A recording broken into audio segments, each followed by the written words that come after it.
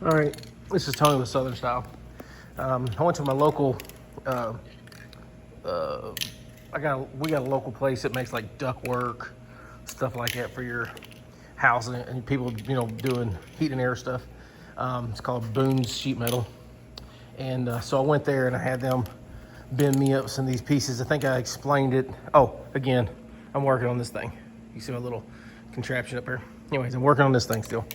The Class C camper. So what I did is, this side here is going to be glue on it. So I just took acetone and wiped them all down, so it ain't got any of that stuff, that nasty, that nasty oil that comes on metal when it's coming from the factory. So anyways, this side here is going to be glue all over. It's going to have like a polyurethane glue. I'll show you the glue I'm going to use in a minute. But this side's going against the wall. It's not going to have any glue on it.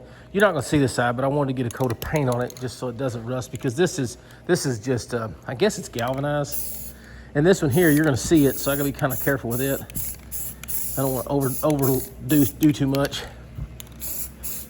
You'll see this whole side on this one. So I'm just kind of lightly putting some paint on it.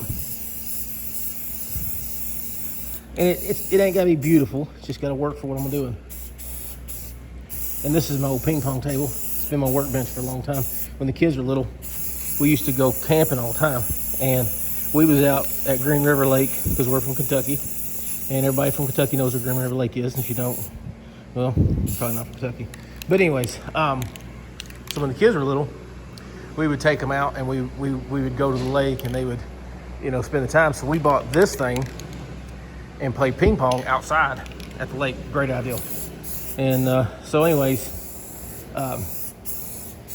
this is all trim pieces. I had them cut me at the shop, and I just bought me some paint that's in a rattle can, Rust-Oleum oil-based paint, because it'll stick to it really well. I'm not building a car, so I ain't priming it, just painting it. Most of this you're not gonna see, but I wanted to make sure I had some protectant layer on it whenever I put it on there, because if it ever does get wet or moisture to it, I didn't want it to rust.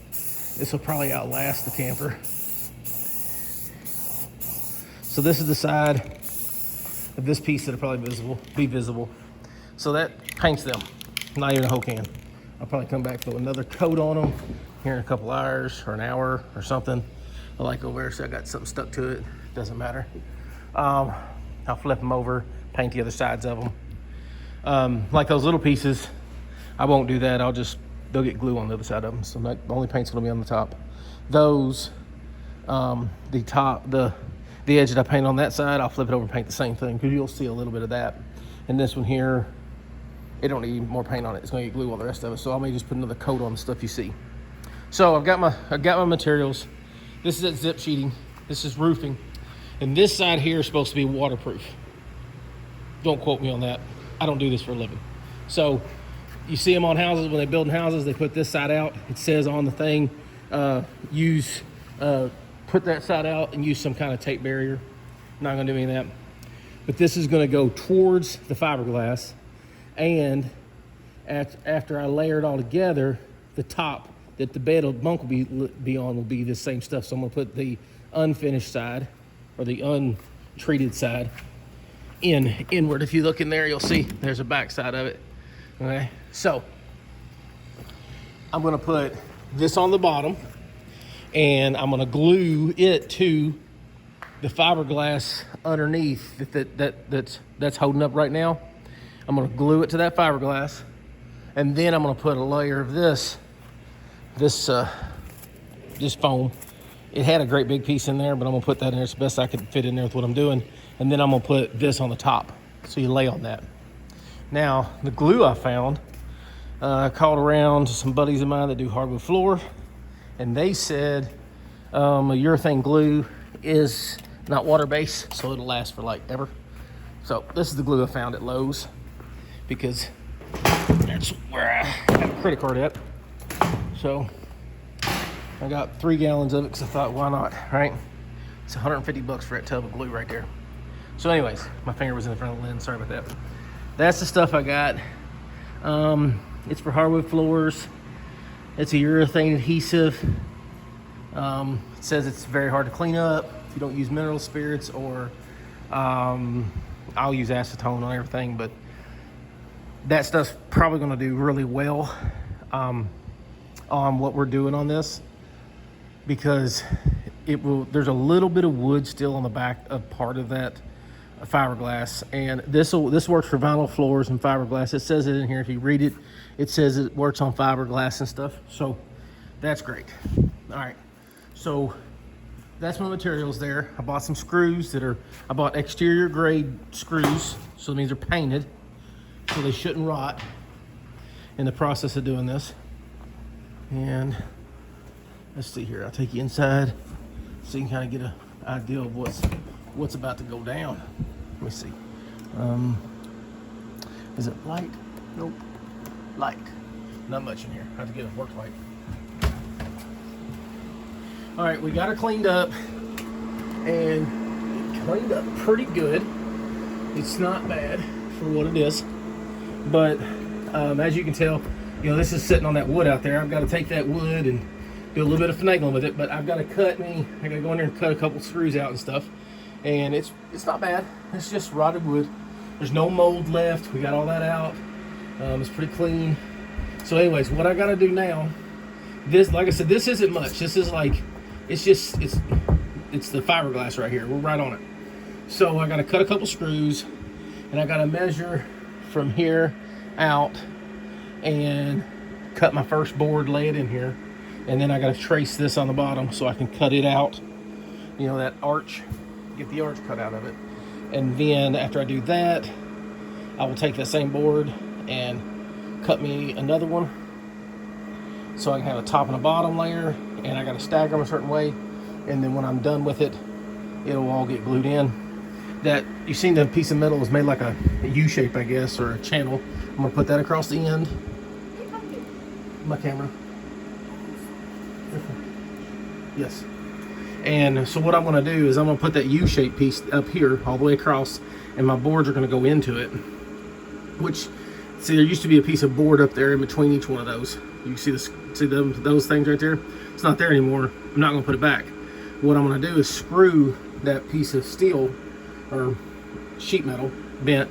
I'm gonna put some screws in there to hold it up there so that I get that whole end straight with that, and then my boards are gonna get glued into it and glued to the bottom of this, and it's gonna be 3 stacked on the end, and then foam. And then that other piece that you seen, the long one I had painted, was like an L shape. It's gonna go in and get screwed into this. There's a board right here.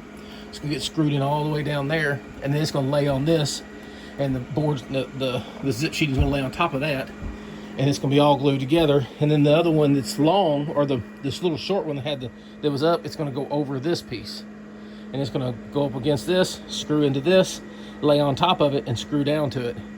So it shouldn't be able to pull itself off of this wall, because this is gonna be holding it. It shouldn't be able to fall because it's gonna be attached to that wall, and then it's gonna press against this and gonna hold this up, because it kind of pushes it out. And then I've got a couple of little pieces that'll screw in the top of that, lay on top, and screw down. And then it should, you know, in theory, it should make it solid again, make it like brand new. I don't know if it'll ever be brand new, but, or better than new. How's that? That's the plan. Now the next thing to do is to go out there, get my tape measure, make some marks in here, cut some more screws out of here, and cut me a board that'll fit in there, so that I can make, you know, scribe my stuff on the bottom, and then I can cut all that down. And once I get one made to fit, the other one will be no big deal to make it. And then once I have 2 pieces made that'll take and, you know, make the floor up, the bed and the floor, and then I'll make some strips that kind of go in between them, and then I'll be able to put the foam in there. Foam is not really, it's just taking up space, making it lighter. Is it gonna help with insulation value? I guess. I mean, you're sleeping on a foam mattress, kind of, that's insulation too. So, but like I said, just showing you what I was gonna do. Guys, I appreciate you watching. If you like the videos, cool. If you don't, you know, this is what I do. I'm always doing a project. But I'll bring you back in whenever I've got it. I'll make another video of, you know, after it's set up here and traced out and kind of what it looks like, you know, step by step. I don't have a tripod. I don't have anybody doing the camera work. I don't have anybody doing the, you know, editing this stuff. So I'm just doing a video of where I'm at, showing you what I did, what I'm planning on doing. And then whenever I get to the next step, I'll do a video showing what I got done. And appreciate you for watching. Like and subscribe.